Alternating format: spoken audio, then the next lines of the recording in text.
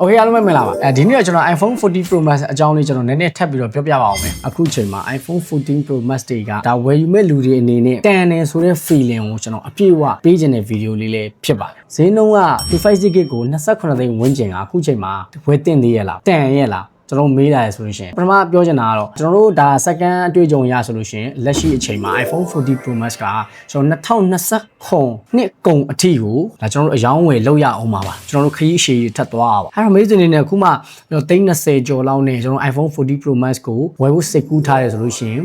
100% ကျွန်တော် recommend ပေးပါတယ်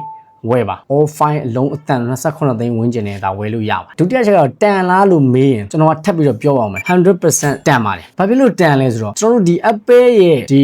စပယ်ဘတ်ဒီမှာပေါ့နော် iPhone 14 Pro Max တစ်လုံးရဲ့စပယ်ဘတ်ဈေးနှုန်းလေးတွေကိုကျွန်တော်ပြပြပါမယ်ကျွန်တော်နည်းနည်း research လုပ်ထားတာလေးကိုဒါမိတ်ဆွေတို့နည်းနည်း sharing လုပ်ပေးရင်းနဲ့စဉ်းစားစေချင်တာလေးလည်းပါတယ်ပေါ့နော်အခုချိန်မှာကျွန်တော်တို့ second ဆိုင်နဲ့ဗျာဝယ်တန်နေဆိုတဲ့ပြောတဲ့အသုံးနှုန်းတွေကဘလို့တန်နေဆိုတာမိတ်ဆွေအနေနဲ့ဒါကြက်ကြလက်ကြသိဖို့ဒါလိုလို့ကျွန်တော်ဒီပိုင်းလေးကိုနည်းနည်းရှင်းပြပေးမှာဖြစ်ပါတယ် iPhone 14 Pro Max ရဲ့ဒီ original မှန်ရဲ့ဈေးနှုန်းပေါ့နော်ကျွန်တော်နည်းနည်းဈေးနှုန်းလေးတွေ3မျိုးလောက်ကျွန်တော်စုံစမ်းထားရှိပါတယ် Apple ရဲ့ original ပတ်ရဲ့ဈေးနှုန်းရဲ့ original quality ရှိတဲ့ဈေးနှုန်းရဲ့လုံးဝဘာမှကိုမရှိတဲ့ copy တွေပေါ့နော်ဘာမှဈေးတန်းလည်းမရှိဘူးရောင်းဝယ်ဈေးတန်းမှာလည်းဘောင်မွန်တဲ့ copy မှန်ဈေးနှုန်းရပါကျွန်တော်3မျိုးမေးထားရှိပါတယ်ပထမစစ်အနေနဲ့မိတ်ဆွေအနေနဲ့ iPhone 14 Pro Max ရဲ့လက်ရှိကာလပေါက်ဈေး all fine အလုံးတန့်ဈေးဒီ28သိန်းရှိတယ်ဆိုလို့ရှိရင်သူ့ရဲ့မှန်ဈေးကဘယ်လောက်ရှိမယ်လို့ထင်တာ Okay ကျွန်တော်ပြောပြ original battery Apple ကထုတ်တဲ့ဟာဆိုလို့ရှိရင်လေဒီလားကျွန်တော်တို့19သိန်းဝန်းကျင်ရှိတယ်ဒါ iPhone 14 Pro Max ရဲ့မှန်ဈေးပါအဲ့ဒီမှန်ကွဲသွားလို့လဲမယ်ဆိုရင်တော့မှ19သိန်းဝန်းကျင်လောက်ကုန်ပါမယ်ဒါမှန်ဖို့ပေါ့နော်ပြီးတော့ကျွန်တော်ဒီ Apple ရဲ့ Spare Part Original Battery ဈေးနှုန်းတစ်ချက်ပြောပြမယ် Battery ဈေးနှုန်းက3သိန်းဝန်းကျင်ရှိ19သိန်းနဲ့3သိန်းနဲ့ပေါင်းလိုက်ကျွန်တော်22သိန်းတန်သွားပါပြီနောက်ဆုံးတစ်ခုကတော့ဒီ body နဲ့ဒီ frame အကြောင်းပေါ့ဒီ body frame ကတော့ကျွန်တော်တို့ပုံမှန်တွဲရဲဆိုလို့ရှိရင်ဗျာဈေးနှုန်းက9သိန်းဝန်းကျင်မှာကြာအဲ့တော့မိတ်ဆွေအနေနဲ့မှန်က18သိန်းဗျာ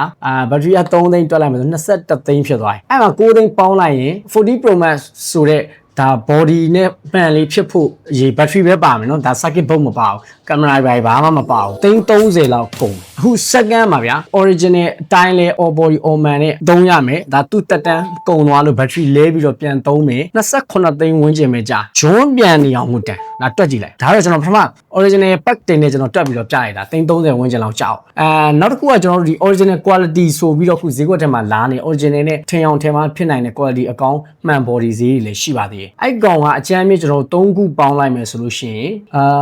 24သိန်းလောက်ပဲကြာသူလည်း quality လုံးဝတော့အကောင်းပဲဒါပေမဲ့ကျွန်တော်တို့ဒါဈေးကွက်ထဲမှာအဆုံရှိတာပေါ့ကျွန်တော်တို့ဒီလို original အမှန်ကန်တွေရကြနေဆိုရင်တော့ဒီ Apple Authorized Center တွေမှာ service center တွေမှာတော့လဲမှာပဲရမှာ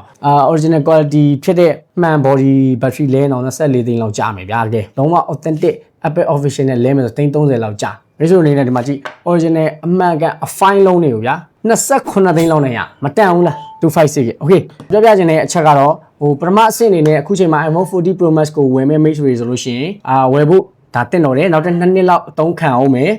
ဒုတိယအဆင့်ကတော့ဘလောက်တန်တယ်ဆိုတော့မိတ်ဆွေတို့အတွက်ကအခုကျွန်တော်အသေးစိတ်တစ်ခုချင်းကိုတွက်ပြပေးလိုက်တဲ့နှုံးရဆိုလို့ရှိရင်တန်တယ်ဆိုတာမှဒီလိုတန်တယ်လို့ခေါ်တာဖြစ်ပါတယ် okay အားလုံးအဆုံးထိကြည့်ရမိတ်ဆွေတို့အားလုံးကျေးဇူးအများကြီးတင်ပါတယ်ခင်ဗျာ